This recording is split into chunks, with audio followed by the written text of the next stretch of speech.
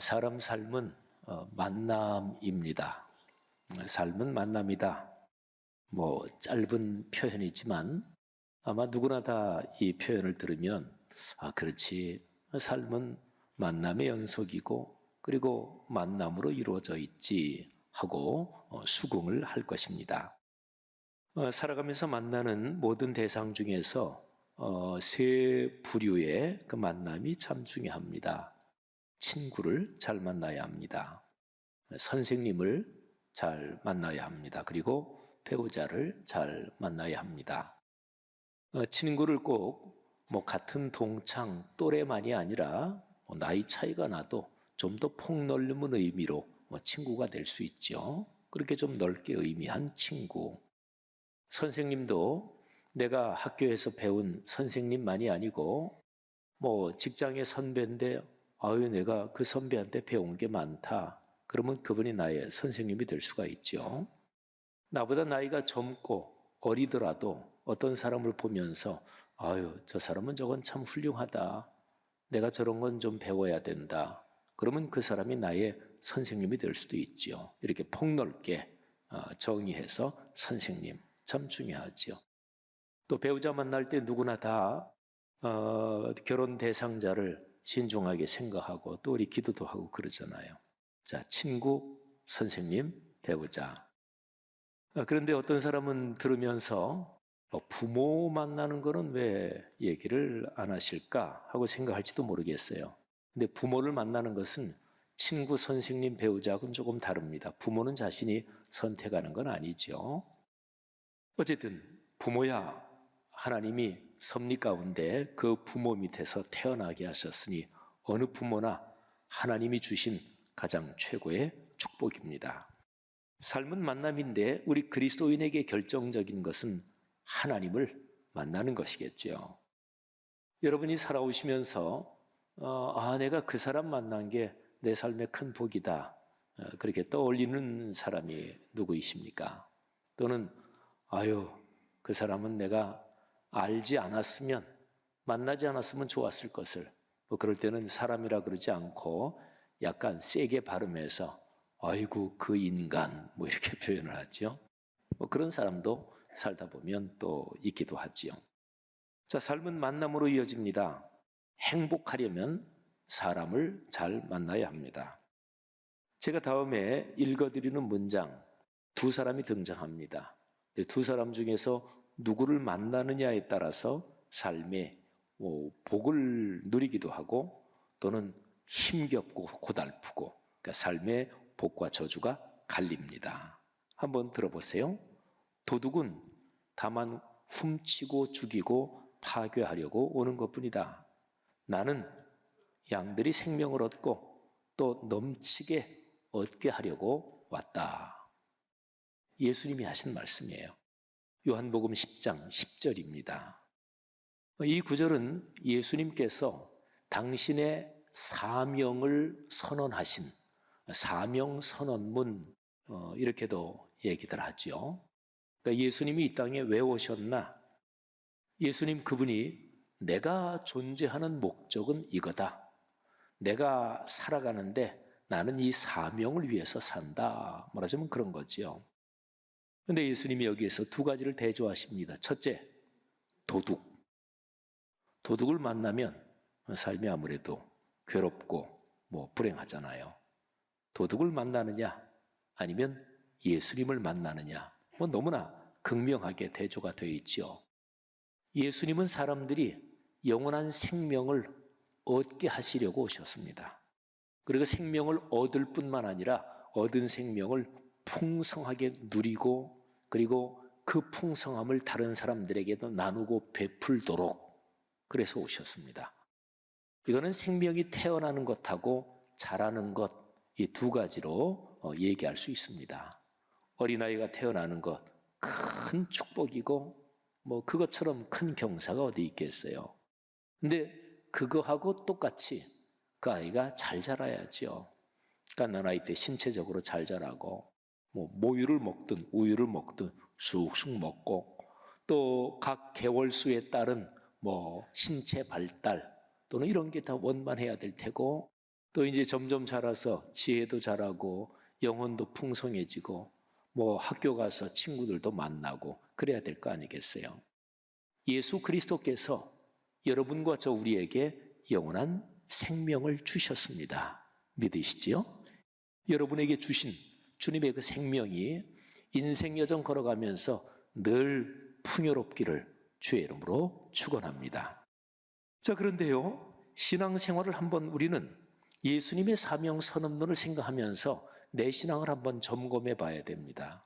예수님이 나는 이것 때문에 산다, 이것 때문에 왔다 그러셨는데 만일에 여러분에게 비슷한 대답을 해보라고 누가 얘기한다면 여러분은 뭐라고 대답을 하시겠습니까? 나는 이것 때문에 왔다. 나는 이것 때문에 산다. 누가 제게 그런 질문을 던진다면 저는 분명하게 이렇게 대답할 것입니다. 말씀이 삶이 되는 말씀 삼운동. 하나님이 내게 그런 사명을 주셨습니다. 이렇게 저는 대답을 할 것입니다. 자, 신앙생활을 다시 점검하려면 우리 그리스도인이 오래도록 들었고 알아온 말씀, 그리고 뭐니 해도 성경에서 가장 핵심이 되는 그 성경 구절을 보면서 한번 생각하는 게 좋습니다. 요한복음 10장은 그리스도인에게 잘 알려진 구절입니다. 예수님께서 양과 목자로 이렇게 비유를 하시면서 조금 전에 말씀드린 대로 내가 사람들에게 영생의 생명을 주려고 왔다, 생명을 풍성하게 누리게 하려고 왔다 하신 그 말씀이 요한복음 10장에 쭉 나옵니다. 자, 10장 1절부터 5절에 보면 예수님께서 양의 문 비유라고 하시는 그 말씀을 하십니다. 한번 1절부터 5절 천천히 한번 들어보세요. 내가 진실로 진실로 너희에게 이르노니 문을 통하여 양의 우리에 들어가지 아니하고 다른 데로 넘어가는 자는 절도며 강도요. 문으로 들어가는 이는 양의 목자라. 문지기는 그를 위하여 문을 열고 양은 그의 음성을 듣나니 그가 자기 양의 이름을 각각 불러 인도하여 내느니라. 자기 양을 다 내놓은 후에, 그러니까 이제 아침에 양떼들을 데리고 풀밭으로 나가는 그런 상황이죠. 양들을 다 내놓은 후에 앞서가면 양들이 그의 음성을 아는 고로 따라오되 타인의 음성은 알지 못하는 고로 타인을 따르지 아니하고 도리어 도망하느니라. 제가 읽어드린 1절부터 5절 말씀 무슨 뜻인지 이해가 좀 잘 가십니까? 우리 그리스도인에게 익숙하기도 하지만 이 구절을 이렇게 들으면 양은 사람들, 우리 그리스도인들을 의미하는 거고 목자, 예수님은 우리의 목자시지. 저 유명한 시편 23편 여호와는 나의 목자시니 그런 것도 생각나시면서 이 말씀 잘 이해가 됩니다. 이렇게들 생각을 하실 거예요. 그런데 그 당시에 예수님께서 이 말씀을 해주셨을 때 6절에 보니까 사람들이 무슨 얘기인지 이해를 못했다. 이렇게 6절에 기록이 되어 있어요. 우리는 쉽게 이해가 되는데, 그런데요, 이 말씀을 조금 더 들여다보면 이 말씀을 이해하는 게 그렇게 쉬운 건 아닙니다. 조금 전에 얘기한 대로 예수님은 목자고 우리는 양이지, 이거는 얼른 머리에 들어올 거예요. 그런데 오늘 1절부터 5절 이 말씀에서 중요한 단어가 목자, 이것도 중요하지만 사실은 이 비유에서는 문이라는 단어가 더 중요합니다. 이 비유에서는 말이죠. 자, 문이 무엇을 의미하는지, 또 나로 말미암아 들어와야 그래야 생명을 얻고 또 나로 말미암아 드나든다. 이제 이런 뜻을 이제 뒤에서 말씀하시는데, 하여튼 예수님이 문이다. 이게 쉽게 이해가 되십니까? 자, 그 당시 사람들이 이 말씀을 잘 깨닫지 못해서 그래서 예수님께서 이제 대놓고 쉽게 풀어서 설명을 해 주십니다. 자, 예수님께서 풀어주시는 비유 한번 볼까요? 7절부터 9절입니다. 그러므로 예수께서 다시 이르시되, 그러니까 이해를 못하니까 다시 말씀하시되, 내가 진실로 진실로 너희에게 말하노니 나는 양의 문이라. 자, 문이란 단어 주목하십시오. 나보다 먼저 온 자는 다 절도요 강도니 양들이 듣지 아니하였느니라. 내가 문이니. 또 한 번 나오네요. 누구든지 나로 말미암아 들어가면 구원을 받고 또는 들어가며 나오며 꼴을 얻으리라. 아멘. 자, 여기 설명을 해 주신 데서도 예수님께서는 여전히 비유를 사용하시긴 해요. 예수님께서 나는 양의 문이다. 내가 문이다. 뭐 예수님이 실제로 뭐 대문, 창문 이런 문이다 그런 얘기는 아니잖아요. 비유하신 거죠. 자, 그런데 예수님께서 내가 문이다 할 때 그 헬라어 표현은 무지무지하게 강한 표현입니다. 헬라어로 내가 무엇이다 이렇게 할 때는 에이미라고 얘기를 합니다. 에이미. 이거는 내가 무엇이다 동사인데 여기에 주어도 들어가 있어요. 에이미. 그러면 나는 무엇이다 이런 뜻입니다. 그런데 나를 유달리 강조할 때는 나는 이 단어를 한 번 더 써줍니다. 헬라어로 나라는 단어가 에고라는 단어예요. 우리가 보통 에고이즘 하면은 뭐 이기주의, 뭐 자기중심주의 이렇게 얘기하죠. 헬라어 단어에서 온 거예요. 그러니까 에이미 이게 아니라 에고 에이미. 그러면 내가 바로 문이다. 내가 그렇다. 이런 뜻입니다. 그런데 여기 7절부터 9절에 나오는 나는 양의 문이다. 내가 문이다. 이 두 번은 다 그렇게 강조해서 쓰인 표현입니다. 자, 그럼 보십시다. 예수님께서 내가 문인데 나를 통해서 들어와야 구원받는다. 그리고 문인 나를 통해서 들어가고 나오고 들락거려야 그래야 삶이 행복해진다. 자, 여러분 오늘 교회 오실 때 여러분 집 문을 나오셨을 거 아니겠어요? 예배 끝나고 댁에 가시면 다시 문 들어가죠.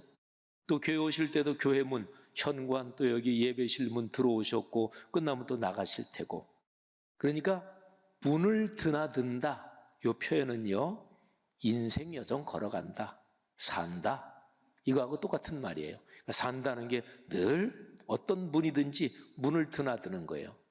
근데 인생 여정 걸어가면서 예수님 그분이 비유적으로 문이니까 그분을 통해서 드나들어야 된다. 그런 얘기예요. 자, 그러면 질문을 던져야 되겠죠? 그것도 비유니까. 예수님이 진짜로 문처럼 이렇게 있으면 맨날 그 문 한번 들락거리고 뭐 이러면 되겠지만 비유니까 예수님을 통해서 드나든다. 이거는 무엇을 뜻하는 것일까요? 자, 2000년 전의 상황에서 예수님이 실제로 우리처럼 육신을 입고 계실 때는 뭐 예를 들어서 예수님이 저 갈릴리 바닷가에서 지금 말씀을 전하고 계시대. 나도 빨리 가서 들어야지. 그래서 가서 예수님 말씀 듣고 또 말씀 다 듣고 나서 예수님한테 예수님 오늘 말씀 잘 들었습니다. 그 말씀대로 살겠습니다. 그러면서 예수님 말씀을 듣고 깨닫고 그 말씀대로 살고 예수님과 점점 가까워지고 이게 말하자면 문이신 예수님을 드나드는 거겠죠. 오늘날에는 예수님은 우리처럼 눈에 보이는 모습으로 계시지 않습니다. 자, 그러면 어떻게 해야 예수님을 드나드는 것일까요? 66권 성경은 예수님에 관해서 알려주는 책, 예수님을 증언하고 있는 책입니다. 요한복음 5장 39절에서 너희가 이 성경이 나에 대해서 말하고 있는 걸로 이 성경을 묵상하는데 맞다, 이 성경은 나에 대해서 증언하는 책이다 이렇게 말씀하셨어요. 그러니까 예수님을 알고 그분하고 교제하고 이게 이제 드나드는 건데 그 구체적인 방법은 66권 성경 말씀을 읽고 묵상하면서 주님의 뜻을 알고 주님과 점점 가까워지고 그래서 주님이 이럴 때 안타까워하시고 슬퍼하시는구나. 이럴 때 주님이 분노하시는구나. 주님이 나의 이런 모습을 볼 때는 참 기뻐하시는구나. 그거를 아는 거예요. 알고 그렇게 순종하는 거. 그게 바로 문이신 주님을 통해서 드나든다. 이런 얘기입니다. 여러분, 이 얘기는 굉장히 중요한 얘기인데요. 세상의 모든 종교는 인간이 신을 찾아가는 그런 노력이고 또 그런 과정입니다. 근데 우리 기독교의 진리는 우리 사람이 신을 찾아가는 게 아니에요. 사람이 신을 찾아가면 다 자기한테 편리한 신을 만들어요. 근데 영원하신 하나님, 유일하신 하나님, 삼일체 하나님, 그분이 우리를 찾아오셨어요. 그게 바로 성육신 사건이요. 예수 그리스도 구세주가 이 땅에 오신 사건이지요. 그래서 우리 기독교 신앙은 하나님이 먼저 우리를 찾아오십니다. 우리를 찾아오셔서 내가 이런 존재다 하고 보여주신 거예요. 예수 그리스도를 통해서. 2000년 전엔 그분이 계셨고 지금은 그분은 안 계시지만 그분을 알려주는 66권 성경 말씀이 우리한테 있는 거지요. 여러분, 제가 요즘 우리 교회에서 쭉 진행하는 동네 세미줄 성경을 통한 말씀 묵상을 굉장히 강조하지요. 바로 말씀을 읽고 묵상하면서 주님이라는 문을 통해서 드나드는 거예요. 말씀이 삶이 되는 것, 이게 이제 진짜로 중요한 거죠. 말씀이 삶이 되는 이 거룩한 운동, 그걸 우리 교회에서는 말씀 삶 운동 이렇게 부르잖아요. 우리 교회 사역의 양대축 다 아시지만 다시 한번 기억하십시다. 이 양대축은 기독교의 본질과 중심을 담은 우리 교회 사역 전략입니다. 말씀 삶 운동, 온 세계 선교. 익숙한 표현이 있지요. 자, 그런데 이 두 가지는 뗄 수 없이 연결되어 있어요. 말씀 삶 운동의 실제적인 실천은 말씀을 묵상하는 거잖아요. 그런데 말씀을 묵상하는 말씀 삶 운동 없이 온 세계 선교할 수 있을까요? 외형적으로는 그렇게 할 수 있어요. 어느 교회가 아프리카, 동남아, 또 소련, 중국 어디에다가 교회도 개척하고 또 선교사도 보내고 그럴 수가 있지요. 근데 말씀을 제대로 묵상하지 않은 채로 그걸 하잖아요. 그러면 사고가 나요. 예를 들어서 그 교회가 우리 교회 이렇게 안 했지. 교회가 자기 자랑하고 목사도 우리 교회는 이렇게 선교해. 내가 이렇게 목회 잘해. 목사가 자기 자랑하는 수단으로 삼습니다. 이거 잘못이지요.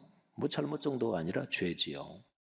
그리고 파송된 선교사도 선교사가 말씀을 묵상하면서 늘 주님을 만나지 않으면 선교를 잘못해도 문제고 잘해도 문제입니다. 잘못하면 선교사로 파송됐는데 선교를 제대로 못하고 열심히 하지 않으면 그건 문제일 거 아니겠어요.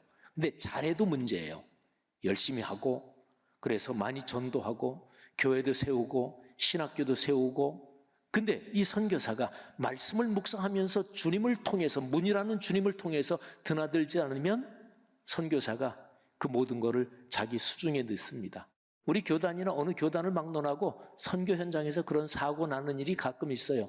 선교사가 다 자기 명의로 부동산 소유해놓고 결국은 자기가 움켜다 쥐는 거예요. 그러니까 잘해도 문제고 못해도 문제고. 그러니까 하나님의 말씀을 묵상하는 말씀 삶 운동의 토대 위에서만 온 세계 선교가 제대로 진행될 수 있는 거예요. 그 다음에 거꾸로 하나님의 말씀을 잘 묵상은 하면서 온 세계 선교는 안 할 수도 있을까요? 그럴 수가 없어요. 그러니까 성경 말씀에서 예수님 하나님을 점점 알아가면 그분들의 간절한 소원, 또 그분이 간절하게 우리에게 명령하는 게 땅끝까지 이 생명의 복음을 전해라, 이런 것이거든요. 그러니까 말씀을 제대로 묵상하면 온 세계 선교는 할 수밖에 없는 거고 이게 주님이 기뻐하시는 거구나, 이렇게 되는 거죠. 말씀 삼운동 온 세계 선교, 이 일에 교회의 생명이 걸려 있습니다. 저는 목사로서 또 특별히 말씀 삼 공동체 성락선결교회 담임 목사로서 이 일에 모든 것을 걸었습니다. 그 일의 구체적인 세부적인 것을 이렇게 표현할 수 있어요. 동네 세미줄 성경 말씀 묵상, 그리고 말씀 묵상 소그룹. 우리 교회는 내부적으로 이 일을 철저하게 다시금 성경적으로 세워갈 것입니다. 그리고 외부적으로도 이 일을 온 세계에 하나님이 주시는 기회대로 열심히 확산시켜서 하나님의 말씀으로 행복해지는 게 우리 교회를부터 시작해가지고 한국 또는 해외에 있는 한인교회 또는 한인교회가 아니라 오늘날 세계의 교회에 더 퍼지도록 할 것입니다. 제가 동네 세미줄 성경이 이제 출간이 됐고 하니까 어떤 시카고에 계시는 목사님이 내년도 5월, 6월 그때 그 교회 목사님 4분하고 성도들 한 10명에서 12명 정도가 우리 교회를 방문하기로 했어요. 그래서 성락선결교회가 동네 세미줄 성경 가지고 어떻게 사역을 하는지, 동네 세미줄 성경 소그룹 모임도 참여하고 또 우리 교회 지도자분들하고 같이 미팅하면서 얘기도 나누고, 또 제가 우리 교회 동네 세미줄 성경 가지고 말씀 묵상 가지고 이렇게 목회합니다. 그 좀 세미나도 하고 그렇게 지금 일정을 잡아놨습니다. 사랑하시는 여러분, 하나님의 말씀을 묵상하는 이 일에 여러분이 더 깊이 들어가시고 거기에서 큰 축복을 받으시기를 주의 이름으로 축원합니다. 그리고 담임 목사로서 간곡하게 권면을 드리는데 이 길이 맞습니다. 자, 그런데 한 가지만 말씀드릴까요?